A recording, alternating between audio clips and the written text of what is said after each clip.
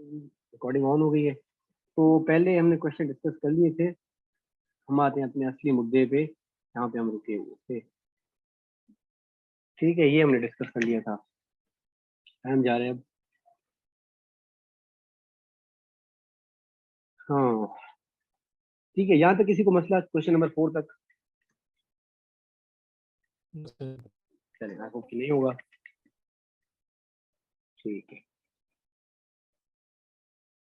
अच्छा, in set build में sorry, in set builder method the null set is represented by. हाँ ये बताएं, जिसका सही गया है वो जरूर बताएं। क्या कह रही है ए, ए, जी? Option number A. Option number A. Reason बताएंगे थोड़ा मुझे, जिस बच्ची ने बताया है। ऑप्शन ए आप करेक्ट बता रहे हैं, थोड़ा लॉजिक है इसके पीछे कोई, तो आप मुझे वो भी बता दें। Option A is correct, right? चलिए मैं बता देता हूँ। इसी बहाने ना सेट बिल्डर जो हम बीच में डिस्कस कर रहे थे कि सेट के दिखाने के 3 तरीके होते हैं, पहले मैं वो तरीके थोड़े यहाँ पे बता देता हूँ जल्दी जल्दी से रिपीट करके, देन फिर हम इस पे आते हैं। तो एक तो था डिस्क्रिप्टिव ना, वो जो हम डिस्क्राइब कर रहे होते हैं। डिस्क्रिप्टिव का मतलब ये ना, डिस्क्राइब हम कर रहे होते हैं कि भाई the let's say the vowel alphabets, ठीक है? तो the 5 vowel alphabets of English, let's suppose, हाँ इंग्लिश लैंग्वेज है जो भी कहना है। तो ये मैंने जस्ट बताया आपको, एक स्टेटमेंट दी ना, ये स्टेटमेंट की फॉर्म में होता है हमेशा, ये याद कर लें। ठीक है, कोई स्टेटमेंट दी हुई होती है कि, या फिर यूं कह लें, the playing 11 of Multan Sultan in today's match, let's. तो प्लेइंग 11, ठीक है, हमें पता है, लेट्स से वो जो लिस्ट दी हुई होती है मैच से पहले, तो वो 11 लड़के हैं, 1 2 3 करके मैं लिख रहा हूँ यहाँ पे, उनके नाम होंगे कोई ना कोई। लेकिन मैंने 1 2 3 करके उनके नाम बताए नहीं है, मैंने डायरेक्टली कहा है कि the playing 11 of sultan Sultan in today's match. तो वो एक स्टेटमेंट हुई ना। लेकिन इसी चीज को, एक तो हो गया डिस्क्रिप्टिव, दूसरा कौन सा था जी? टेबुलर। अब टेबुलर का ये सीन होता है कि उसमें हम एलिमेंट्स दे रहे होते हैं, ठीक है? लेट्स से मैं यहाँ पे रख देता रिजवान। चले, रिजवान के लिए मैं आर रख रहा हूँ। ठीक है, ये मुल्तान सुल्तान की टीम है, रिजवान है, उसके बाद शान मसूद ओपनर आता है, उसके बाद रायली रोसो आता है। ठीक है, रायली रोसो के लिए चले आर ओ लिख देता हूँ क्योंकि आर रिपीट हो रहा है। ठीक है, ऐसे कर कर आके हमारे 11 खिलाड़ी आएंगे जो हम लिख देंगे। ठीक है, मैं यहाँ पे इसको फिलहाल तो बंद कर देता हूँ। तो ये जो तरीका है हमारा लिखने का, इसको टेबुलर फॉर्म कहते हैं। और तीसरा जो मेथड है वो है हमारा set builder method. Set builder method का ये है कि हमें एक सेट बिल्ड करनी होती है यूजिंग क्या, सिंबल। ठीक है, सिंबल्स एंड नंबर्स भी। लेकिन इसमें ना क्लियर नहीं होता लिखा हुआ कि 1 2 3 जैसे हम नॉर्मली लिखते हैं, इसमें ये इशारा दे रहा होता है। ठीक है, कि लेट से normally x such that x, जिसको हमारे सिंटेक्स बुक बोर्ड की किताब में यहाँ पे डॉट डॉट नहीं बल्कि ऐसे लिखा जाता है। दोबारा लिख देता हूँ, एक्स सच दैट एक्स। ठीक है, उसके बाद आता है belongs to, let suppose real number. ठीक है, and let say x is less than, बंद हो जाता है। रियल नंबर को हटा देता हूँ मैं, यहाँ पे कोई आसान नंबर लेता हूँ जिसमें कम सेट्स आ रहे हो।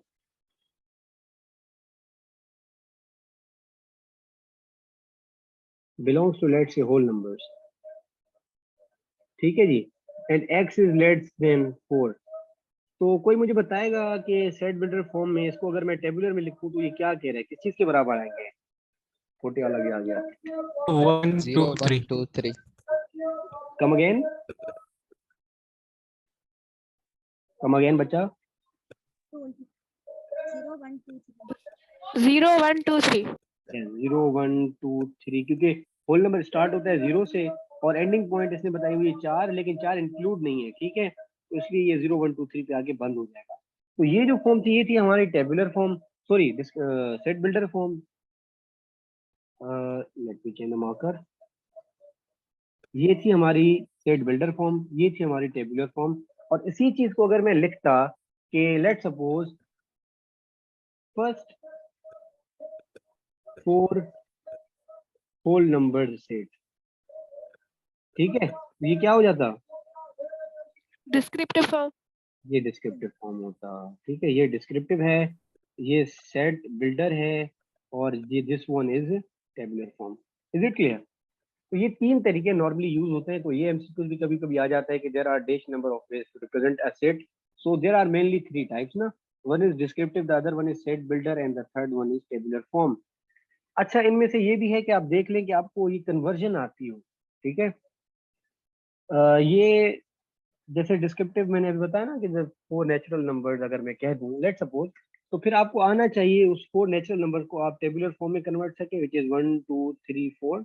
और उसको आप सेट बिल्डर फॉर्म में भी रख सकते हैं जिसका स्टार्टिंग होता है x such that x belongs to, ठीक है जी। इसके लिखने का एक तरीका मैं थोड़ा बता देता हूँ रिपीट करके, कुछ बच्चों को शायद ना आता हो। जब भी ऐसा कोई सेट दिया हुआ हो ना और आपको कहे कि सेट बिल्डर फॉर्म में लिखें, तो आपको क्या करना होता है, सिंपली पहला स्टेप होता है कि एक्स उस सेट का नाम रखें। लेट्स से उसमें ए रखा होगा, A is equal to curly bracket दें, देन आगे बढ़े एक्स सच दैट एक्स, ये तो हर उसमें आता है ना, ये तो लिख लें आप। उसके बाद आगे बढ़े, उसने कहा है कि फर्स्ट वो नेचुरल नंबर, तो फिर देखिए वो सेट ऑफ नंबर कौन सा है, वो है नेचुरल नंबर, है ना। तो नेचुरल को हम रिप्रेजेंट कर रहे होते हैं कैपिटल एन से। तो मैं लिखूंगा x such that x belongs to, या फिर हमने जो ऊपर पढ़ा था मेंबरशिप वाला, या मेंबर ऑफ नेचुरल नंबर, ठीक है। यहाँ पे हम बताते हैं कि कौन से टाइप ऑफ नंबर कहने हैं, जहाँ से निकला हुआ है।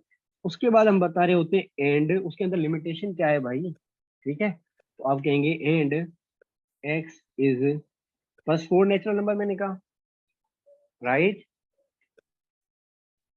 ऐसे ही है शहजादो।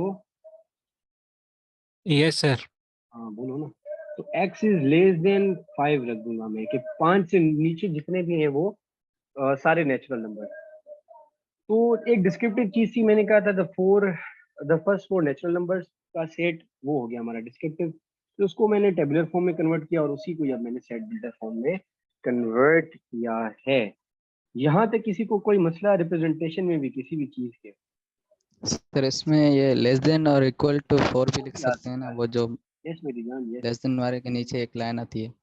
यस मेरी जान, आप सही कह सर रहे हैं। हाँ सर। Exactly, well done. इसको मैं एक चीज और इंक्लूड कर देता हूँ। लेस देन के लिए ये यूज करते हैं, ग्रेटर देन के लिए ये यूज करते हैं, आपको पता है। लेकिन अगर लेस देन 3 हो तो उसका मतलब होता है 3 के अलावा पीछे जितने भी नंबर्स हैं, ठीक है।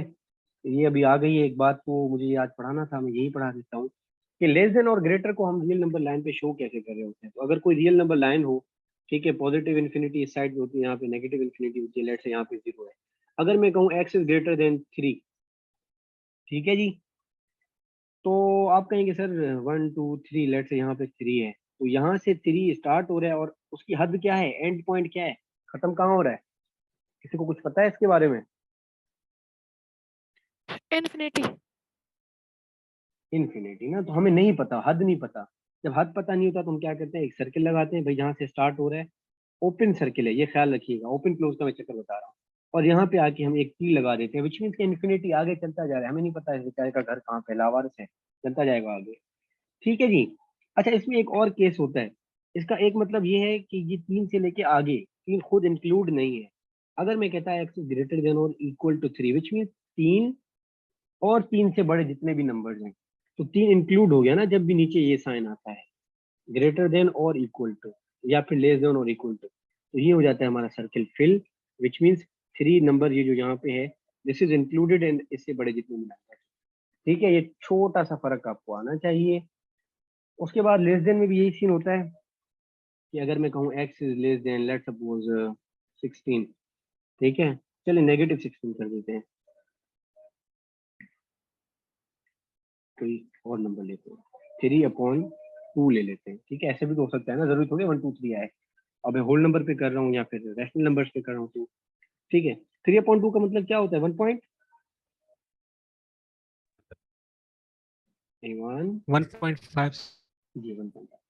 तो एक तो ये कि आप नंबर लगाएं 1 2 3 या फिर फ्रैक्शन में लगाएं, जिसको जैसे आसानी हो। तो भाई 1 और 2 ये हैं, तो लेट से 1.2 जो है यहाँ पे निकल रहा होगा। अब ये कह रहे हैं 3/2 से नीचे जितने भी नंबर्स हैं, तो फिर मुझे जाना पड़ेगा लेफ्ट साइड पे। ये सिंबल आए तो आपको जाना है लेफ्ट साइड पे, ये सिंबल आए तो आपको जाना है राइट साइड पे, विच मीन्स लेस देन आए तो आपको इधर जाना है, ग्रेटर देन आए तो आपको इधर जाना है, ठीक है। मंजिल का आपको रास्ता पता चल गया। अब अगर वो कहता है कि लेस देन और इक्वल टू, तो आपको यहाँ पे जो सर्किल आ रहा था वो फिल हो जाएगा।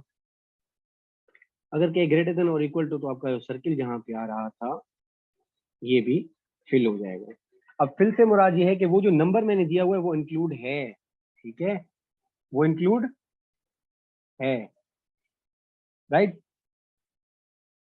Yes, sir. Yes sir. ठीक है, फिलहाल इसको इतना ही समझे, बाद में हम इस पे अलग लेक्चर करेंगे, तब आएंगे। अब हम आते हैं अपने उसी मुद्दे पे कि सेट बिल्डर का क्या सीन है। तो जब x such that x belongs to कोई नंबर आता है तो विच मीन कोई यहाँ पे कोई सेट ऑफ नंबर है, लेट्स नेचुरल नंबर है, फिर उसकी कोई लिमिटेशन होती है, फिर सेट बंद होता है, तो हमें पता चल जाता है इसके अंदर कोई ना कोई मेंबर है। लेकिन नल सेट भी तो एक मेंबर है ना, उसको फिर हम कैसे रिप्रेजेंट करते हैं टेबुलर फॉर्म में? उसको हम ऐसे रिप्रेजेंट करते हैं कि x such that x is not equal to x, बस। इसका मतलब ये है कि x such that x there is no any member, ठीक है, क्योंकि एक्स जो है ना वो एक्चुअली मेंबर बता रहा होता है किसी भी सेट में कि यहाँ पे कोई भी मेंबर नहीं है। जब कोई भी मेंबर नहीं है तो वो हमारा नल सेट हो जाता है, ठीक है जी।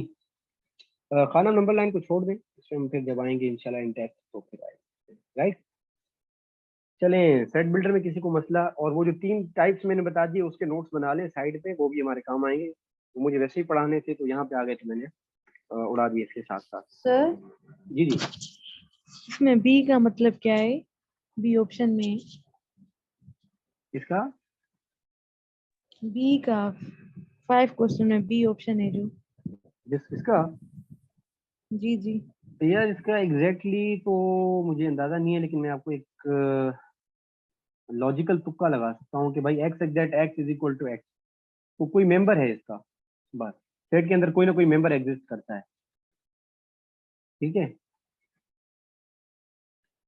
लेकिन ये क्लियर स्टेटमेंट नहीं है। क्लियर स्टेटमेंट ये हो सकती थी कि एक्स सच दैट एक्स, उसके बाद कुछ होता, let say belongs to whole number, natural number, even number, odd number, कुछ भी होता है ना, एंड देन फिर एंड लगा के फिर आगे एक और लिमिटेशन होती कि कहाँ से शुरू हो रहा है कहाँ खत्म हो रहा है, तो फिर वो हमारा एक क्लियर स्टेटमेंट आ जाता स्टेट बिल्डर फॉर्म में, ठीक है। अदरवाइज नहीं है। कोई मैसेज दिया है 1, जी खानम के लिए 1 विच कोई एक मेंबर है, ठीक है, वही मैं कह रहा हूँ एक मेंबर है, लेकिन हमें क्लियर नहीं होता है इसमें कि वो एक मेंबर हो सकता है मैंने लिखा हो अलिफ, एक मेंबर हो सकता है मैंने लिखा हो ए, एक मेंबर हो सकता है मैंने अंदर नल सेट भी डाल दिया हो, लेकिन इतना कंफर्म है कि ये नल सेट नहीं है, सही है। या फिर जहां तक मेरा अंदाजा है, इसको आप भी कंफर्म कीजिएगा, ये सिंगलेटन सेट के लिए भी यूज होता है। अब सिंगलेटन सेट भी किसी ने पूछा था बच्चे ने, मैं बता देता हूँ। सिंगलेटन सेट ये होता है कि कोई भी सेट जिसके अंदर सिर्फ एक मेंबर हो, क्लियर है, कोई ऐसा सेट जिसके अंदर कितने मेंबर्स हों, एक सर। एक हो, सिंगल वर्ड यूज किया हुआ है ना, गरीब है खिला छड़ा सफा मुआ, सही है। जहां तक किसी को मसला,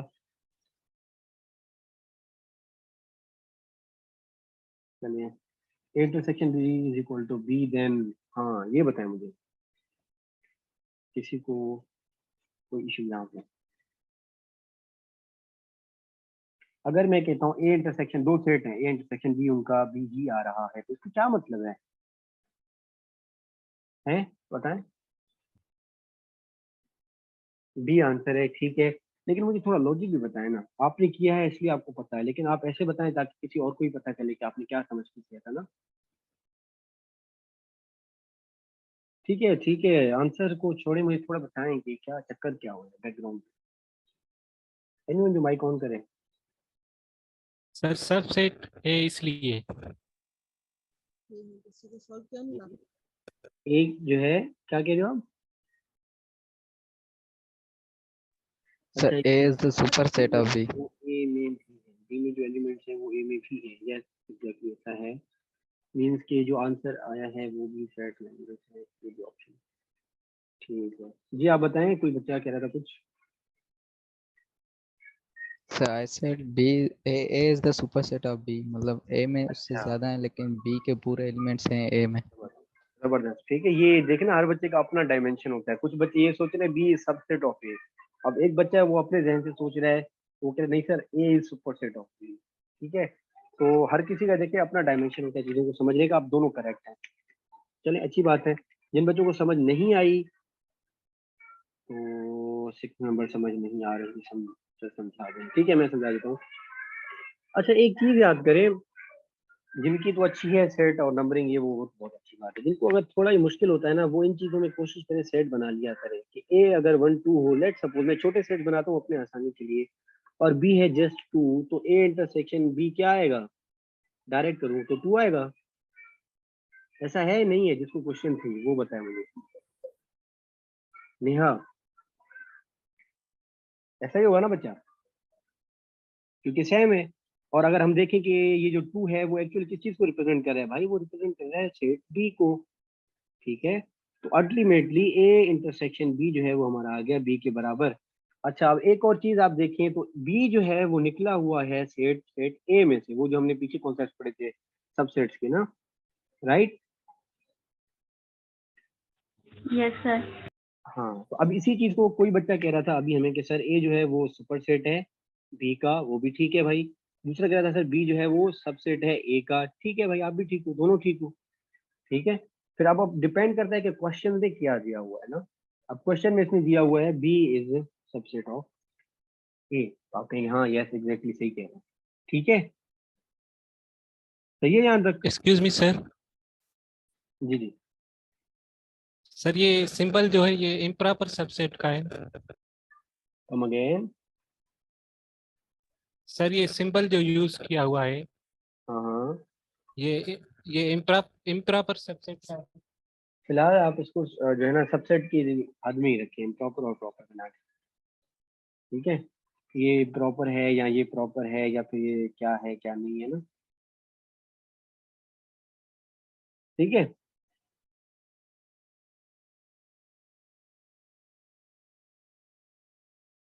अच्छा इसको जिसने सुपर सेट बताया भाई, आप बताओ कि इसको अगर मैं सुपर सेट के तरीके से देखता तो फिर ऑप्शन क्या हो सकता था लिखने में? ए सर। नहीं, ये नहीं, मैं कह रहा हूँ कि एक एक लड़का था, मैंने नाम नहीं देखा उस टाइम। शाकिर जी सर, आपने वही था या फिर हसन। कौन था? हसन था जी, हसन। आपने कहा ना सर ए जो है सुपर सेट है, तो अगर मैं इस चीज जी को सर। स्टेटमेंट को देखता तो फिर ऑप्शन लेट से मैं रखता हूँ, तो फिर ऑप्शन कैसे रखा जाता, तरीका क्या होता उसको लिखने का? हमने पढ़ा था ना उस दिन सबसेट और सुपर सेट को कैसे रिप्रेजेंट कर रहे होते हैं। हम्म, नहीं, आपका क्वेश्चन सही नहीं समझा। जैसे मैं कह रहा हूँ बी जो है वो सबसेट है ए का, ठीक है, यस सर। तो इसी चीज को मैं उलट करूँ तो लिख सकता हूँ कि ए जो है वो सुपर सेट है बी का। अब याद आया कुछ? सर ए फिर भी सुपर सेट है, लेकिन वो साइन आपने उल्टी रख दी ना, तो बी अब भी सबसेट है ए का। ओ सॉरी, कौन है? Give me a second, convenience. जी, तो किस क्वेश्चन पे थे हम? 7 सर। 7 पे, ठीक है। 6 हो गया था ना? हाँ, सुपर यस सबसेट की सर। बात चल रही थी, तो ये आप इसको भी देख लें कि इसी चीज को हम सुपर सेट के तनाजुर में भी लिख सकते हैं, तो वो आपको घुमा फिरा तो सकता है ना, तो आप मेंटली प्रिपेयर रहें इन चीजों के लिए। अगला था हमारा, if the set has p elements and b has q elements, then number of elements in a Cartesian product p is. Cartesian product मैंने आप लोगों को पढ़ाया नहीं है मेरे ख्याल से, तो इसको अगली जो हमारी क्लास थी यानी कि आज वाली, उसमें मैं थोड़ा समझाऊंगा तो उसमें ये क्लियर हो जाएगा। ठीक है, ये मैंने इसलिए दिया था कि देखें कि जिनका पढ़ा हुआ है क्या उन्हें समझ में आ रहा है, क्योंकि ये 6 में पढ़ाई जाती है नॉर्मली। ठीक है, इसका सादा सा उसूल मैं बता देता हूँ आप लोगों को कि अगर कोई सेट ए हो उसके अंदर 2 3 एलिमेंट है, कोई सेट बी हो उसके अंदर 1 4 5 6 है लेट से, तो टोटल एलिमेंट्स इसमें कितने हैं जी? पी है, वो 2 हैं। उसी को ये कह रहा है कि if the set has P element, ठीक है, पी एंड इसमें कितने हैं जी? 3 है। उसको ही वो कह रहा है कि and B has Q elements, ठीक है, तो क्यू। तो इनकी कार्टेशियन प्रोडक्ट में आंसर क्या आता है? तो आंसर सिंपली हम ये कर रहे होते हैं कि ये जो 2 है इसको मल्टीप्लाई कर रहे होते हैं 4 के साथ, तो हो जाता है 2, 4, फिर ब्रैकेट बंद, नया ब्रैकेट आता है 2 5 के साथ होता है, फिर 2 6 के साथ होता है, तो ये हो जाता है 2 5 एंड 2 6। एक तो ये सीन हो जाता है। फिर ये होता है कि ये 3 था, इसको भी हम कर रहे होते हैं 1 5 और 6 के साथ, तो फिर ये हो जाता है 3, 1 3, 5 3, 6। तो आप अगर एक चीज नोट करें तो हमेशा कार्टेशियन प्रोडक्ट में एक उसूल होता है कि जितने नंबर ऑफ एलिमेंट सेट ए में होते हैं उनको ज़रब किया जाता है जितने एलिमेंट सेट ऑफ बी में होते हैं, तो विच मीन 6 आंसर आएगा, तो हमारे सेट भी 6 आए। उसी चीज को उसने नंबर नहीं बताया बल्कि पी एंड क्यू फॉर्म में बताया। तो ये जनरल फॉर्म है कार्टेशियन प्रोडक्ट के जो है कितने एलिमेंट्स आते हैं, उसके लिए आप याद रखें ये number of elements in A multiply by number of elements in B, जिसी को ये P इंटू क्यू फॉर्म में रखा जाता है। तो सॉरी क्यू किया मैंने, P इंटू क्यू फॉर्म में। P is showing the number of elements in set A and Q is showing the number of elements in set B। ठीक है जी, इसको आप हमेशा हमेशा के लिए याद रखें, ये काम आ सकता है आपके। अभी इसने P इंटू क्यू पूछा है। दूसरा ये भी तरीका था कि आपसे पूछता, लेट्स से सेट A है 1 2 3 4, ठीक है, सेट B है, मैं रख देता हूँ AEIOU, ठीक है, सॉरी थोड़ा ये गंदा हो गया, वोवेल्स की ये सेट है बाय द वे।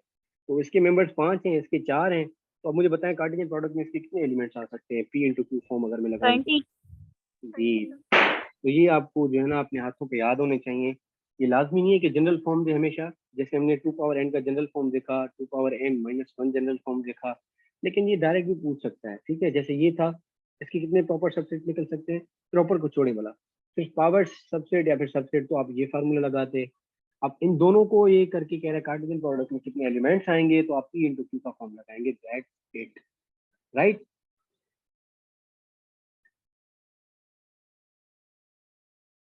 ठीक है जी, तो हमारा ऑप्शन इसमें डी हो जाता। कुछ मैसेजेस आए हैं ऑप्शन में, हाँ। अगर एक सेट है जिसमें P एलिमेंट्स हैं और दूसरे सेट में Q एलिमेंट्स हैं, अगर हम उसके इंटू B निकाले तो दोनों सेट के एलिमेंट्स कंबाइन होंगे तो PQ आएगा। PQ आएगा आंसर, यस। ये आंसर नहीं आ रहा, असल में ये नंबर ऑफ एलिमेंट्स बता रहा है, कितने एलिमेंट्स होंगे किसी सेट के अंदर, ठीक है, वो बता रहा होता है, तादाद बता रहा होता है, ठीक है जी। अगर ऑप्शन होता है QP तो सही होता, हाँ वो भी सही होता है, लेकिन ऑप्शन ऐसा होता नहीं, ठीक है।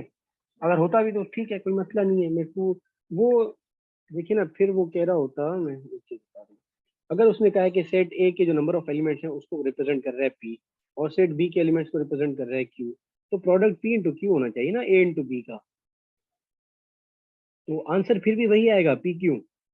या यूं के अगर ये 2 इंटू 3 होता तो आंसर फिर भी 6 आएगा, या फिर ये B इंटू ए करते तो फिर आता Q इंटू P, ठीक है। तो आपको ऑर्डर ऐसे ही रखना पड़ेगा, आंसर अभी भी 6 आता, लेकिन फर्क ये ऑर्डर थोड़ा चेंज हो जाता है जब आप आंसर अटेम्प्ट कर रहे होते हैं ना, तो तादाद सेम ही आती है, 2 3 जा 6 करे, 3 2 जा 6 करे।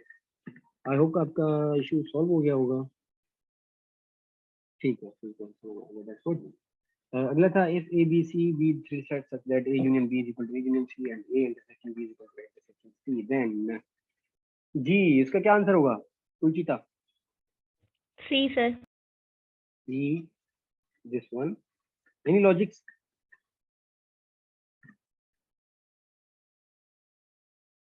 बताएं, चलिए मैं बता देता हूँ। अगर कह रहे हैं ए यूनियन बी बराबर आ रहा है ए यूनियन सी के, तो अगर आप एक चीज देखें, ए यूनियन बी तो यहाँ पे भी था, ए यूनियन बी यहाँ पे भी था, और ये इक्वल आ रहा है, तो विच मींस बी और सी इक्वल है, जब भी तो इक्वल आ रहा है ना। फिर आगे चल के कहता है A intersection C, sorry, A intersection B is equal to A intersection C. अब ये भी इक्वल आ रहे हैं, ए इंटरसेक्शन तो सेम है, इंटरसेक्शन भी सेम है, यहाँ पे बी है यहाँ पे सी, तो विच मींस ये इक्वल है, ठीक है। ये दोनों कंडीशन हमें ये बता रहे हैं कि एक्चुअली बी और सी, सॉरी, ये इक्वल सेट है, क्लियर?